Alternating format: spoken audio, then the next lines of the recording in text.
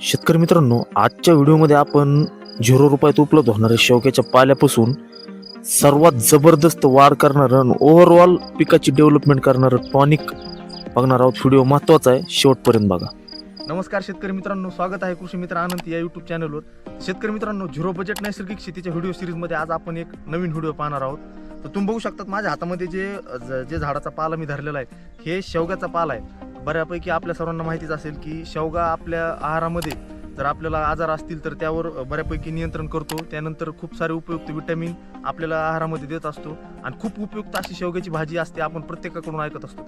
परंतु हाच शेवगा जो आहे हा आपल्या पिकासाठी खूप उपयुक्त असतो. आता पिकाच्या फुलधारणेच्या किंवा वाढीच्या अवस्थेमध्ये जाऊन आपण मार्केटमधून वेगवेगळे बायोस्टिम्युलंट किंवा प्लांट ग्रोथ रेग्युलेटर किंवा अमायनो ॲसिड आणून, महागडे अमायनो ॲसिड आणून आपले भरपूर पैशाची त्यामध्ये खर्च होत असतात आणि आपण पिकावर मारित असतो. परंतु हा जो शेवगा आहे, याचा पाला आहे, याचा रस काढून आजच्या व्हिडिओमध्ये आपण एक असं जबरदस्त टॉनिक बनवणार आहोत, जे की झाडाच्या वाढीसाठी, फुलधारणेसाठी, फळाची साईज बनण्यासाठी, चकाकी आणण्यासाठी सर्व कामं करणार हे टॉनिक बनवणार आहोत.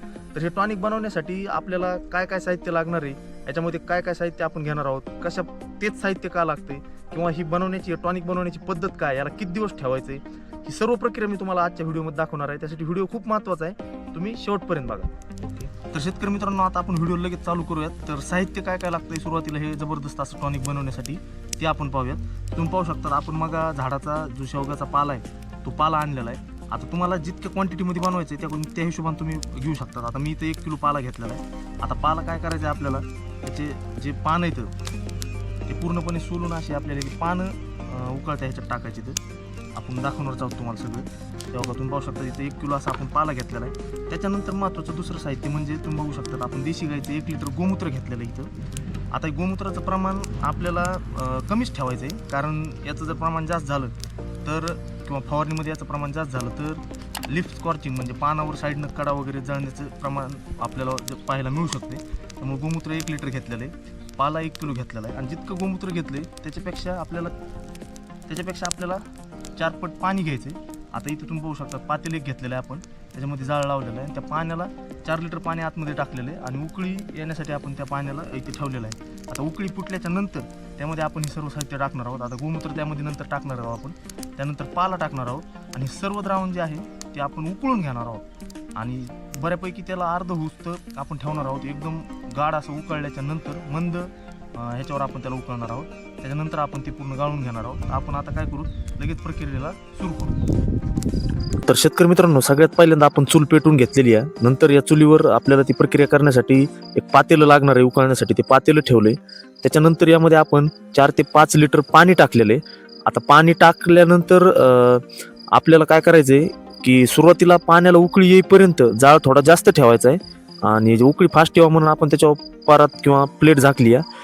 कारण सुरुवातीला जाळ जास्त ठेवायचा आहे, परंतु नंतर ज्यावेळेस आपण सगळं हे मिश्रण पाला आहे ते आपण यात टाकू, त्यानंतर जाळाची थोडी स्पीड आपल्याला मध्यमच ठेवायची आहे. त्यानंतर आपण 1 लिटर गाईचं गोमूत्र, जुनं असं गावरान गाईचं गोमूत्र यामध्ये टाकलेलं तुम्ही पाहू शकता. त्यानंतर 1 किलो पाला जो आपण आणला होता झाडाचा, अगदी आपल्याला उपलब्ध झालेला पाला आहे, तो आपण पाला 1 किलो या पूर्ण द्रावणामध्ये टाकलेला आहे.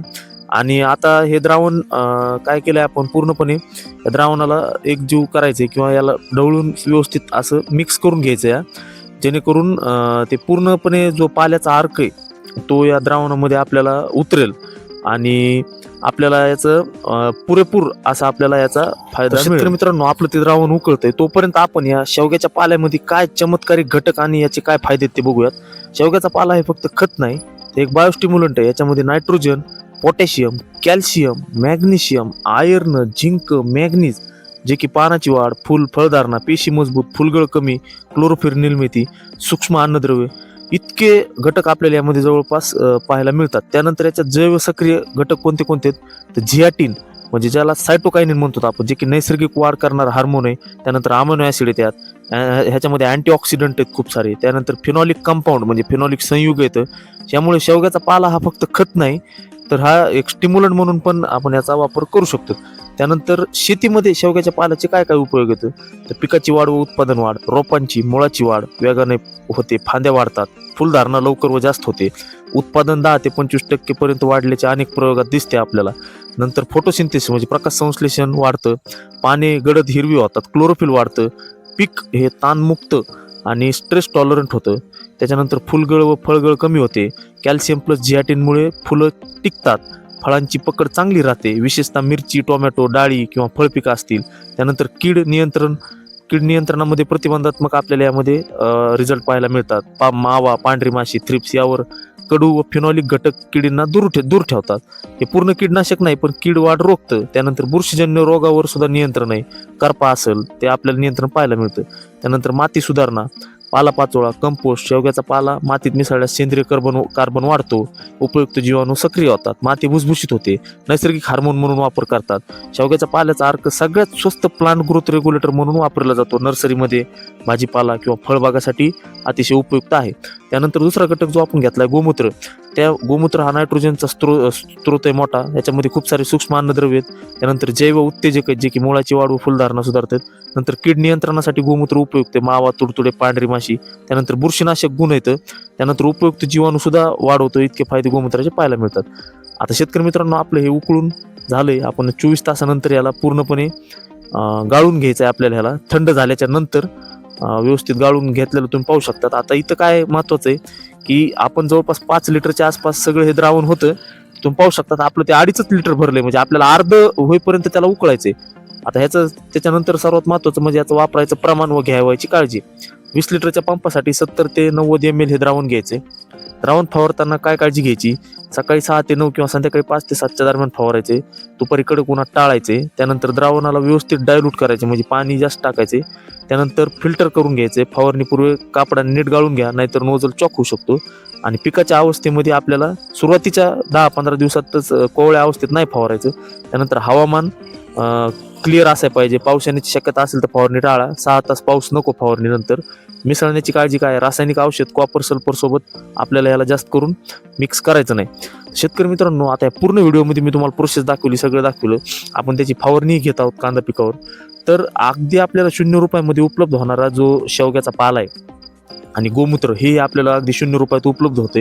याच्यामध्ये काय कुठल्याही प्रकारचा खर्च नाही, फक्त आपल्याला बनवण्यासाठी थोडाफार मेहनत घ्यावी लागणार आहे. हे टॉनिक आपल्याला घरीच बनतं आहे. आपल्याला प्लांट ग्रोथ रेग्युलेटर जे आपण बाहेरून आणतो किंवा बायोस्टिम्युलंट आणतो ते आणायची गरज नाही. तर प्रयोग म्हणून थोड्याशा क्षेत्रावर हे करून बघा आणि तुम्हाला कसा रिझल्ट भेटतोय ते सांगा. जर तुम्हाला व्हिडिओ आवडला असेल तर एक लाईक करा. जर तुमचे काही प्रश्न असतील तर ते कमेंट करा. आणि जास्तीत जास्त शेतकऱ्यांपर्यंत हा व्हिडिओ शेअर करा. तर आपण भेटूयात पुढच्या व्हिडिओमध्ये एका नवीन व्हिडिओ सोबत. तोपर्यंत व्हिडिओ पाहिल्याबद्दल धन्यवाद. तोपर्यंत रामकृष्ण हरी.